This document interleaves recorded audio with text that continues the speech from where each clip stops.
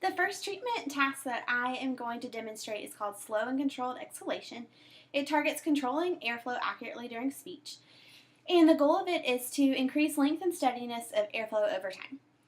It's helpful for people with ataxic dysarthria because damage to the cerebellum or cerebellar control unit often affects the speed, force, and timing of movements by the articulators, which results in movements that are described as uncoordinated. The uncoordinated movements of their respiratory muscles can leave them speaking on residual air.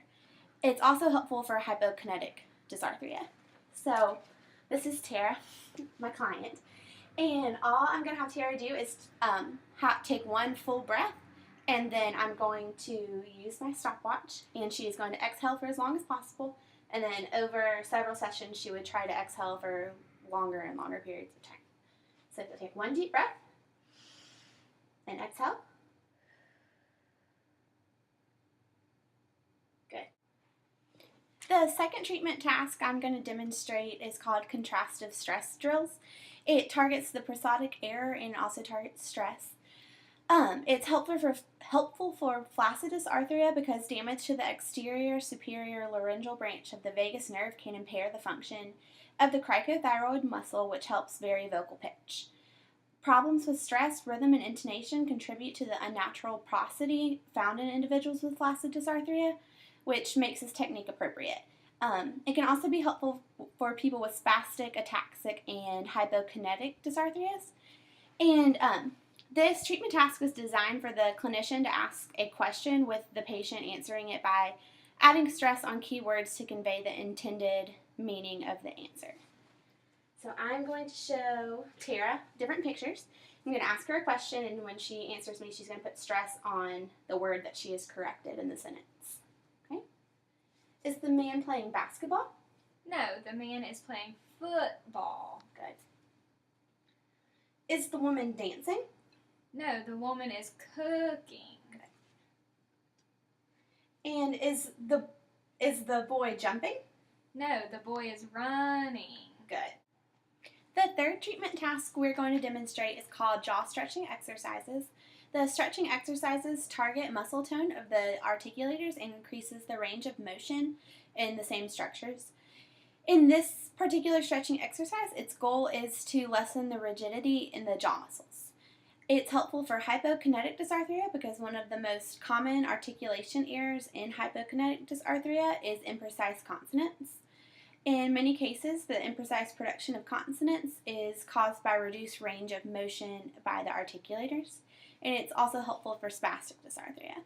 So in this stretching exercise, Tara is going to hold her jaw open as far as she can for a predetermined amount of time and repetitions that the clinician gets to determine. So we're going to do it she's going to hold it for 5 seconds, and we're going to do it for 3 separate times.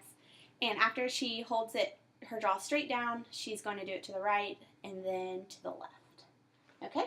So if I can have you open your jaw, we're going to do it for 5 seconds as wide as you can, okay? 1, 2, 3, 4, 5. And then if I can have you do the same thing to the right. 1, 2, 3, 4, 5. And to the left. 1, 2, 3, 4, 5. Okay, we're going to do it 2 more times. Straight down.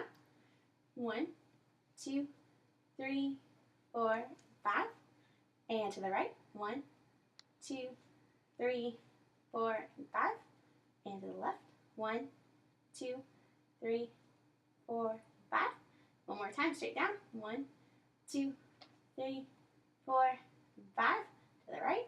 1, 2, 3, 4, 5. And to the left. 1, 2, 3, 4, and 5. Good. And this treatment exercise can also be done with assistance from the clinician. The third treatment exercise that I'm going to demonstrate is head and neck relaxation. It targets the harsh strained vocal quality caused by hyperadduction of the vocal folds. It's helpful for spastic dysarthria because with this dysarthria there is increased muscle tone in the muscles of the larynx, and the vocal folds are involuntarily adducted too tightly during phonation. This causes a harsh and strained voice quality, which relaxation exercises will help. It's also helpful for hyperkinetic dysarthria. And so the first thing in this treatment exercise is the client is seated and the clinician is standing behind the client and holds her head on two hands. And then we will hold her head back and then forward and then left and then right. And at the height of each extension, she's going to hold it for 10 seconds. So, all right, here, we're going to lean your head back. I'm going to have you relax your neck as much as possible first. Then we're going to lean your head back for 10 seconds. 1, 2, 3, 4, 5, 6, 7, 8, 9, and 10. And we're going to go forward. 1, 2, 3, 4, 5, 6, 7, 8, 9, and 10. And we're going to go to the left. 1, 2, 3, 4, 5, 6, 7, 8, 9, and 10. To the right. 1, 2, 3, 4, 5, 6, 7, 8, 9, and 10. And that exercise can also be done just with clinician guidance and not the hands-on as well if the client is able to do so on their own. The third treatment technique we're going to demonstrate is called intelligibility drills.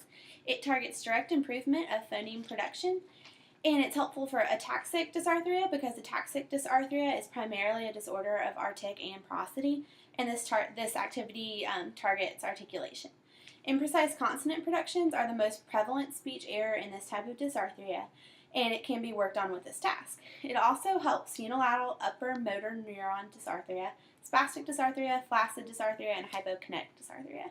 So in this activity, Tara has a list of words that you would give the client. She's going to hold on to those. I'm not going to be able to see them, and I'm not going to look at her mouth, so I'm going to turn away from her. She's going to read the list of words, and then if there's a word I can't understand, I'm going to tell her I can't understand it and to try to figure out what may have caused me to not understand, and then say it again. She's going to say it again. If I still don't understand, then I get to look at the word and then tell her why I wasn't able to understand it, and then she's going to try it yet again. Okay, so I'm going to turn away from Tara. Cat, dog, seat, fish, pool, ocean, flower, nose, hat, car. Okay, I did not understand the third word you said, so think about why I may not have understood and try saying the word again. Seat. Okay, I still did not understand the word, so I'm going to look at it.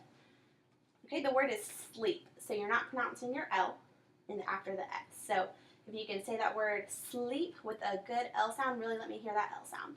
Sleep.